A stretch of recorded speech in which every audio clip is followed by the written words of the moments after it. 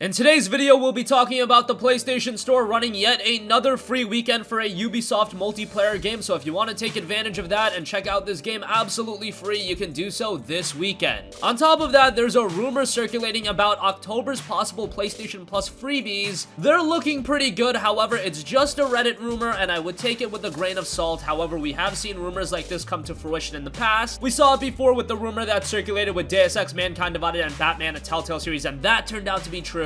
In this case, it does seem a little bit too good to be true, but let's hope for the best. Want to take a look at that, and also want to take a look at a major game coming to the PlayStation 4. It is a Battle Royale title, recently had its full release on the Xbox One, but it looks to be coming to PS4 as well. Sony is releasing a PlayStation Classic, similar to what Nintendo has been doing. This PlayStation Classic will be released as its own device and will come preloaded with 20 games and come at a relatively low price. And lastly, we do have confirmation about Red Dead Online. That won't be available at launch, but it will be having a public beta soon after Red Dead Redemption 2's official launch on October 26th. More on that at the end of this video. First, let's talk about Ghost Recon Wildlands, that game getting a big update as well as a free weekend for those of you that haven't tried out the game. The free weekend will be running from September 20th to the 24th, so it will be running tomorrow and you'll have about 4 days to try it out. Now, I do have to say, Ghost Recon Wildlands is a game that is without a doubt a better experience if you play it with a couple of friends. And given the fact that it is having a free weekend for Plus subscribers, it's gonna be a very easy job convincing your friends to try it out with you and have a good time together. This is a game that has gotten a lot better since its launch. At launch, it was an okay experience, but it has evolved quite a bit, and that really seems to be the Ubisoft MO in recent memory. We saw that with For Honor, we saw that with Tom Clancy's The Division, and we saw it with Tom Clancy's Rainbow Six Siege, and we're seeing it with Tom Clancy's Ghost Recon Wildlands. If you end up enjoying the game, you can also check out the Gold Edition or the Ultimate Edition 40% off, and that discount will be available even long after the free weekend ends. It'll be available on October 1st. And the free weekend does kick off at 12 a.m. Pacific time on September 20th, so if you want to get a head start tonight, you can definitely do so. And I did say the Gold Edition and the Ultimate Edition were 40% off, well, the Standard Edition will also be 60% off, so that's great as well. And this free weekend coincides with a major new update for the game titled Operations and Maintenance. The update includes a number of gameplay improvements and introduces mood matchmaking, a new feature that lets players set mood preferences like competing story missions or exploring the open world. That'll allow you, if you are playing solo, to find players with similar goals in the public matchmaking for campaign co-op. You'll also be getting a new item pack for Year 2 pass owners, a practice that will continue with each future title update. So again, that free weekend will be kicking off tomorrow and it will last until September 24th. Moving on from that, a lot of you guys are probably excited for what October might hold for PlayStation Plus subscribers. Well, there is a Reddit rumor circulating on r/PlayStation Plus, and someone has posted a picture of the games Neo and Diablo the Eternal Collection showcased with a PlayStation Plus sign. Now, a rumor is circulating that Neo and Diablo 3 the Eternal Collection will be the PlayStation Plus games for October. Now, that would be absolutely fantastic. Diablo the Eternal Collection, I believe, is going for $24.99 or $29.99 on sale, and Neo is still a game that, is still a relatively expensive game. On sale, I'm sure you can find it for $10 or $15, but still, that's pretty decent considering, again, if you're smart about it, Plus is only $4 and change a month. To get Diablo 3 Eternal Collection and Neo, that seems like a bit of a hard sell to me, but this rumor is circulating. I would take this with a very big grain of salt for now, as if you get your hopes up for getting games like Diablo 3 and Neo, usually it's pretty good to get one major AAA game. There are some months where you get two. I can point to March of this year, of course, we got Bloodborne as well as Ratchet & Clank, but that becomes very few and far between, and it's absolutely not the expectation that PlayStation Plus has set for it. However, take this as a rumor for now. It is very exciting,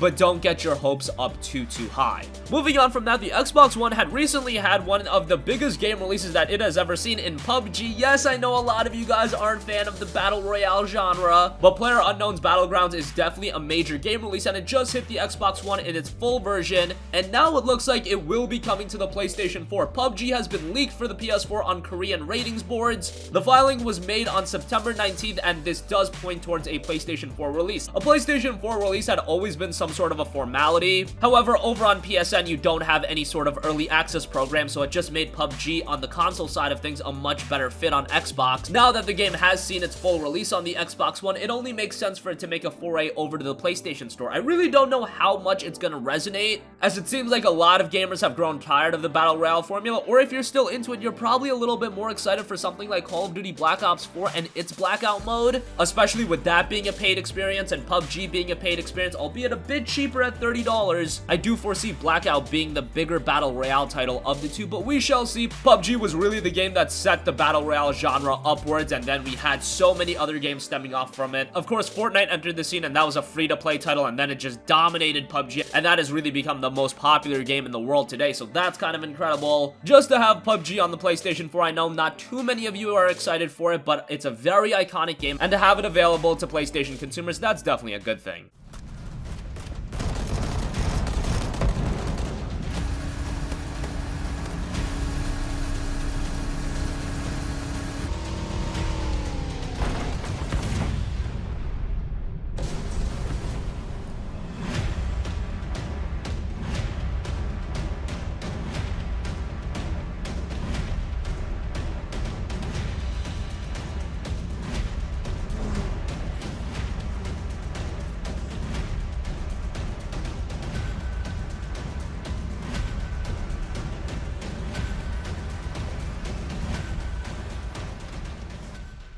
Moving on from that, today we had a little bit of a surprise announcement with the PlayStation Classic. Yes, similar to the NES Classic and the Super Nintendo Classic, the PlayStation Classic will be released at $99.99. It's a somewhat replicated version of the original PlayStation. It is 45% smaller than the original console, but it emulates the original look and feel by featuring similar controllers and packaging. Obviously, I would say that this is more for your collector type. This will definitely be a cool item to own, and it is being released at $99.99, so I don't think the pricing is all too crazy. And we do know that the console will be preloaded with 20 classic titles, including Final Fantasy VII, Jumping Flash, Ridge Racer Type 4, Tekken 3, and Wild Arms. It'll be interesting to see what other games are included. I'm sure a lot of you guys want some of the most iconic JRPGs the PlayStation 1 had to offer as a part of the lineup, but right now we just don't know. I don't really see the appeal of items like this unless you are a collector and you just want that original form factor and the convenience of having all those games on one platform. Of course, there are other ways of acquiring this game and having a platform to play all those games. We won't get into that right now, but hint hint, emulation is a thing. However, having something that replicates the original form factor of the PlayStation 1, having that original packaging, the original look, at the very least it'll offer a nostalgic experience, and again, $99.99 for the price point. I think they got it right there. And lastly, so many of us are excited for Red Dead Redemption 2, and I think the majority of us are just excited to get into the single player mode, but of course, just like GTA 5, Red Dead Redemption 2 will have a significant focus with its online play. However, the online component will not be available at launch. Rather, it's been confirmed that Red Dead Online, the beta, will be launching in November 2018 as a public beta. Now, it'll be a public beta for all of you that own a copy of Red Dead Redemption 2. I don't believe if you don't own a copy of the game, you're just gonna get into the online beta and be able to play it. I don't think that's how it works. If you own the game, the public beta will open up sometime in November and you will get a taste of Red Dead Online. Now, being a beta, I foresee a lot of issues coming with Red Dead Online. GTA 5 definitely had its hosts of issues. Even to this day, it's got its issues. But at launch, some would classify it as a little bit of a train wreck with Red Dead Online. I imagine there will be some hurdles, but over time, it will become a better and better experience. Now, it will be interesting to see how Rockstar decides to monetize Red Dead Online, because they've obviously monetized the hell out of GTA 5 Online, and as much as people will complain about that game's monetization, they have made an absolute killing on the game, and considering the fact that they did invest so much into the development of GTA 5,